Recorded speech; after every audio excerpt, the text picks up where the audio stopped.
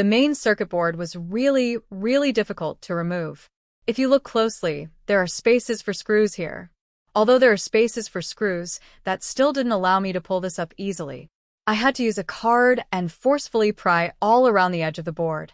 Of course, first remove the screws, then remove any flex connections. Then finally, pry the board with a credit card, then forcefully yank it to pull it off. Pull really hard. I didn't want to damage anything, so it took several minutes.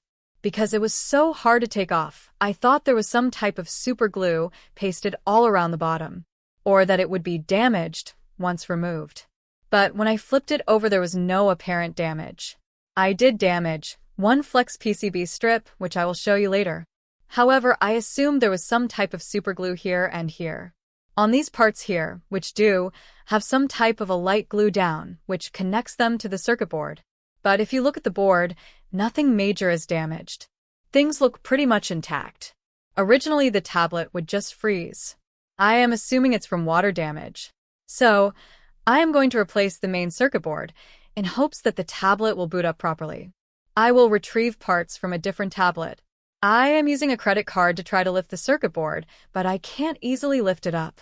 Pry forcefully in order to pry it open. But I did break something. The top right orange piece is fine, but the black strip is damaged. If you look at the black piece here, it was connected to the other end and the top orange piece was glued down.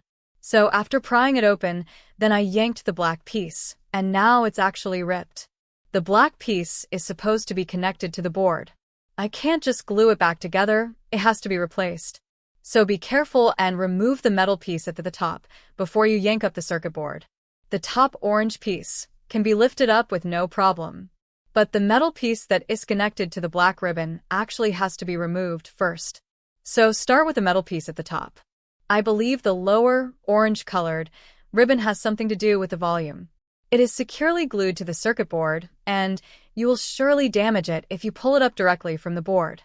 So, I would not recommend removing that lower orange-colored piece on the circuit board. The first thing you should do is start to remove the metal piece at the top and leave the black ribbon attached to the circuit board.